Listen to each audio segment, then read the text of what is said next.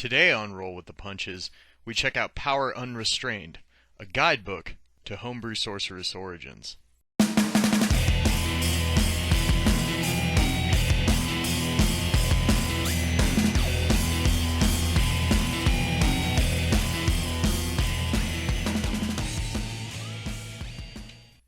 Hey YouTube, Josh here for Roll with the Punches, and as I said in the intro, we're checking out Power Unrestrained, a guidebook to homebrew sorcerous origins in 5th edition.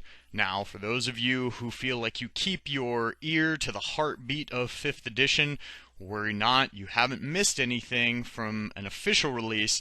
This is a wonderful supplement provided by FaunTrodden's niche king Chepe. So, sit back, and I'm going to tell you a little bit about this particular PDF. Included also will be a link to the PDF below, so you can check it out and sort of follow along as I go through. Now, I'm not going to go into detail on every single ability presented in this book. I'm just going to kind of go over the feel presented of the different bloodlines and my thoughts on them. So overall, before we actually get into the bloodlines, I will say that in the beginning of this PDF, Chepe includes some notes that you should sort of take into account.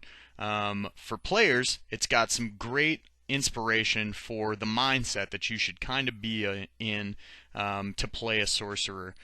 So that feeling of that you're not just someone who uses magic spells or who has learned to craft. Magic is literally infused as a vital essence into your being. All of these bloodlines are going to portray that really well, which is one of my favorite parts about the supplement. But, as it states in here, he warns you against multi-classing, and after going through and looking at some of these bloodlines, I can definitely see why. There are some abilities that could very easily be capitalized on by other classes and made to sort of be situations where things could get overpowered. In addition, there are several of the classes, or several of the bloodlines I should say, that use abilities that you can't really say are broken or not broken because there isn't necessarily a precedent to benchmark them against. However, I like that in the respect that he is looking at utilizing resources that are available to your player character that so far the game has not found alternate ways of utilizing. So everything from hit points to hit dice spent at short rests, very interesting and unique ways to use some of these features that haven't been presented in other documents beforehand. Overall, the quality of presentation is phenomenal. I'll let you check that out there. You know, in case you're not following along at home, you can see just sort of some of the pages here. I mean, he's done such a great job with the layout. Easily of the quality that you would find in any normal 5th edition supplement. So congrats on that. But without further ado, I want to go ahead and get into the bloodlines, discuss the feel, and a little bit about the things you should expect with that bloodline. So the first off is Savant Magic. Now, what Savant Magic is basically going to do for you is it's going to let you make that hyper-focused, single-school caster that you've always wanted to make. Now, I understand that you can make a diviner, you can make a necromancer, you can make a conjurer, as a wizard in 5th edition right now, but what this lets you do is, at the low price of absconding from casting any spell of any other school, you basically get access to all the spells of a specific school of magic, which I think is awesome. So all of the times when you've sat there and you're like, oh man, diviner would be so great if only I had access to these cool divination spells as well. Well, this is going to give you access to those.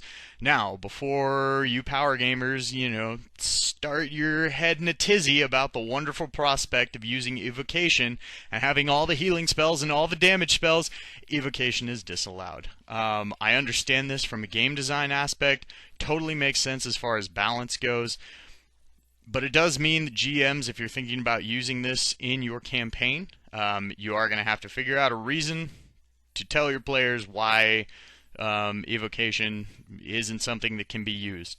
Maybe the force of evocation magic is just too destructive to exist in somebody's bloodstream, and anybody who's actually born with that burns up in flames instantly. I'll let you worry about those details. But the really cool part about the Savant is not only do you get that hyper-focused single caster, single school sort of mentality that some people really like, but in addition to that, your flexibility comes from a very interesting area. You get some abilities and features that are going to allow you to spend hit points to allow you to make your spells not necessarily more effective, but more consistent.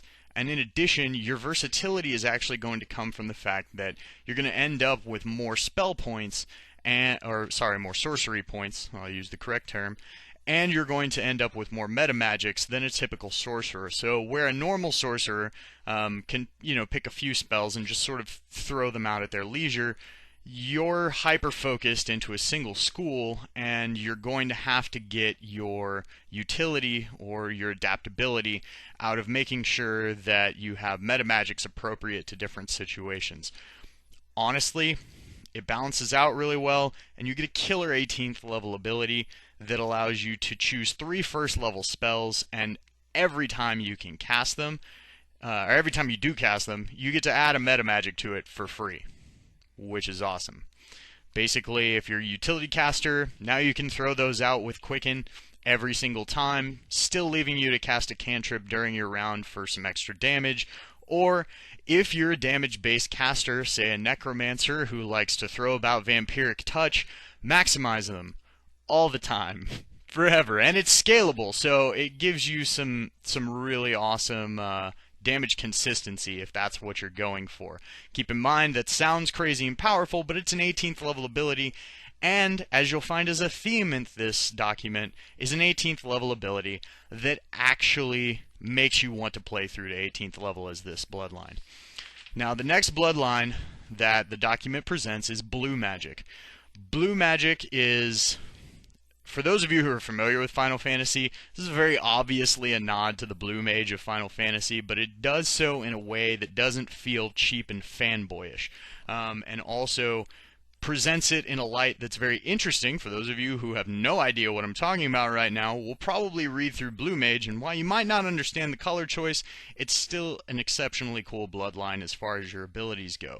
Now, in true Blue Mage form, for those of you familiar with Final Fantasy, you are going to get the ability to learn spells from enemies. Sometimes you're going to learn that spell because they missed you with that spell, and you were able to absorb the errant magical power that, was left behind, the residue, so to speak, as the ability describes it, to learn that spell. Or you'll eventually get the ability to actually draw magic out of dead creatures. Now, before GMs go crazy, there are limiting factors on all of this. To use the ability that allows you to just straight up replace spells, you have to have been missed by the spell, and you have to give up a spell you already know to learn that. For the one that just lets you learn spells from dead creatures, yes, that is just going to be an extra spell in addition to your norm, but I don't feel like that's that unbalancing, especially if you look at the trend of the Favored Soul and the Storm Sorcerer. They actually give you 10 bonus spells, more than either of the other 2 bloodlines presented in the player's handbook. So with that in mind, I definitely think that it balances, and the one that lets you consume spells from dead creatures is going to give the GM the ability to limit and sort of police what spells are available for that player to pick from. In addition, you'll find another awesome 18th level spell. Siphoning is going to allow you to exchange your sorcery points to cast spells at a 1-for-1 ratio per level. In addition to that, it removes the cap of using sorcery points for only up to 5th level spells. You want to blow 6 sorcery points for a 6th level spell? Go for it. You want to blow 6 sorcery points for 6 first level spells? Go for it. Really awesome, and like I said, keep in mind 18th level ability sounds really powerful, but I feel like it's an 18th level ability that actually makes you want to get there. So again, awesome bloodline. Next up is Blood Magic. Now, I would describe this as the thrash metal of this particular document for those of you who like allusions to music, or nods to music in your gaming material. Spencer, if you're watching, I'm looking at you. But in any case, this is definitely the thrash metal of the document. Now, this is one of the really cool bloodlines because this goes into using a resource in a very interesting way. So this one is going to give you bonus hit dice. Now, not actually bonus hit points. It does give you a few of those, which is well on par with the bonus hit points that you get from Draconic Sorcerer. But it's going to give you some extra hit die that you can spend during short rests. Now, at first, that's just extra hit dice you can spend for healing and short rests. But as you progress through this bloodline, you will get abilities that allow you to expend those hit dice for things like regaining spell slots, for boosting damage on your spells. Oh, and by the way, the 18th level ability lets you trade hit dice for bonus d6s of damage to your spells on a 1-for-1 ratio.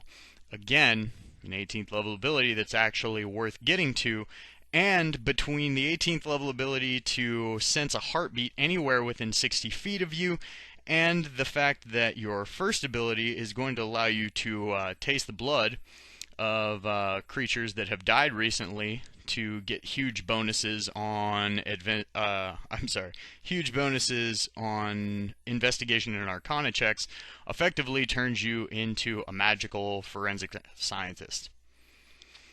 Pretty cool in my book. So, next up we have Geomancy. Now, why I'm a big fan of this particular bloodline is that it focuses on, number one, elements. So for those of you who really want to play that ice caster, or who really want to play that all fire caster, now you have the means to do so, and an actual mechanical representation that's going to give you the ability to modify your spells to change the elemental type to your specified type. So I know that there's lots of you who have been drooling over it because you want your Cloud of Daggers to do ice damage. Yep. You know who I'm talking to. In any case, the other fun part about this is it focuses from a thematic aspect off of the principle of ley lines. Ley lines have been brought up in just about every real-world occult tradition that's out there, be it from the supposed druidic magics of the Norse, I believe there's even references to ley lines in several different monastic traditions. So it draws upon a real-world aspect, which is always something I'm a huge fan of. You're eventually going to get the ability to take an elemental form. Again, keep in mind, if you're reading through here, you'll see how it works. There are definitely some limiting factors. You can't just willy-nilly run around on fire all the time, forever. But, well, actually you can with your 18th level ability, because the 18th level ability is actually good. But the main thing that I really like is that giving you the adaptability to make sure that if you're going for the theme of a fire sorcerer, you can really do it now. In addition, a really great part is they took care, or I should say he took care, to make sure that if you are playing a fire sorcerer, you have a couple other options other than just fire. Now, almost always, each of the 5 element types that you can choose from are going to give you that element's damage type, and then 2 other typically non-magical types, such as slashing or piercing, so that you have ways of still being competent in combat if you're up against that fire elemental as a fire geomancer. The next up is Dark Affliction. Now, if Blood Magic was the thrash metal of this document, then Dark Affliction is the doom, grungy, southern bayou metal that swampy, hate-filled, anger. It's awesome. It's great. Can you tell I like metal? No, I don't, not at all. In any case, Infused Sadism, which is your opening ability, you're going to get an ability that gives you weapon proficiency, which is cool, because that'll give you some combat applications for your character outside of just casting spells. In addition, it effectively turns you into an interrogation specialist, giving you bonuses on intimidate and insight checks against people who you've damaged with your spells, or if you already have proficiency in those skills, giving you those bonuses on anyone you've damaged, period. In addition, you eventually have the ability to give people levels of exhaustion, summon chains that will literally chain your opponents to the floor. Now, I will tell you to be careful with this one. There are a couple of the abilities that are worded a little strange, but if you, with 2 read-throughs, you'll easily see what the intent was. But be careful if you're just handing this out to your players, GMs. Sort of be aware of the wording of some of these abilities. I found in a couple spots, because they don't necessarily conform to the standard wording of abilities, because, like I said, there aren't precedent benchmarks for them to be worded to, then some of them it takes a little decoding. So just be aware of that. This is one of those that has that. But oh, by the way, 18th level ability, you get to bring back people from the dead. Bring people back from the dead. Put that in the right order. Flay them and turn them into slaves.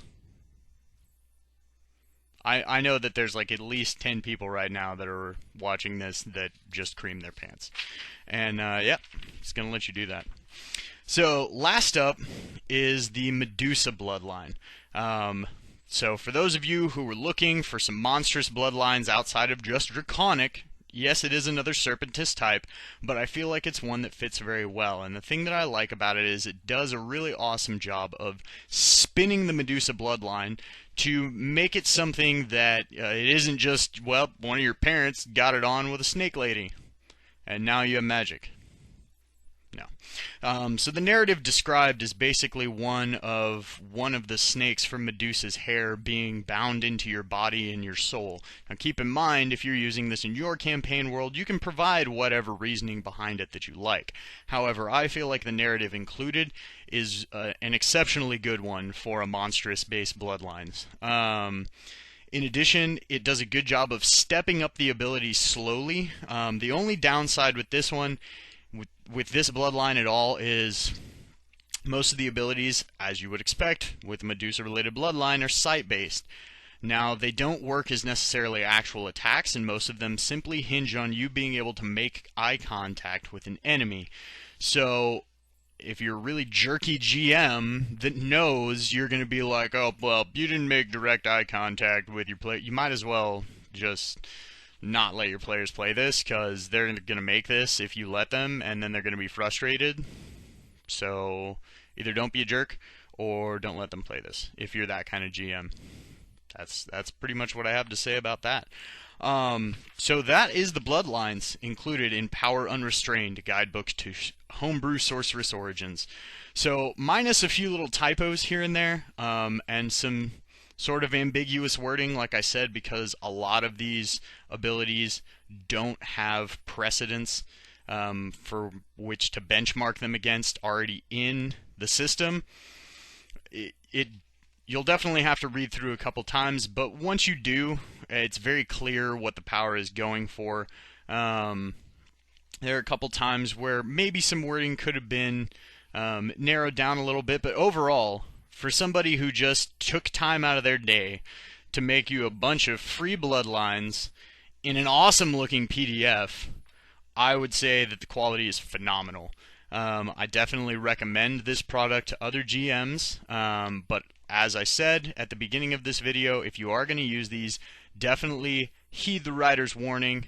You probably don't want to let people multi-class, but playing a single sorcerer by itself and taking in mind the fact that they're going to have some abilities that are outside the normal scope of what a player typically has, and not that they're unbalanced, just that they're making use of mechanics that aren't normally made use of by player characters, then I feel like you're going to have some really fun and interesting characters available for your game. So, I've been Josh, this has been Roll with the Punches, you've been beautiful, and I hope you have a good night.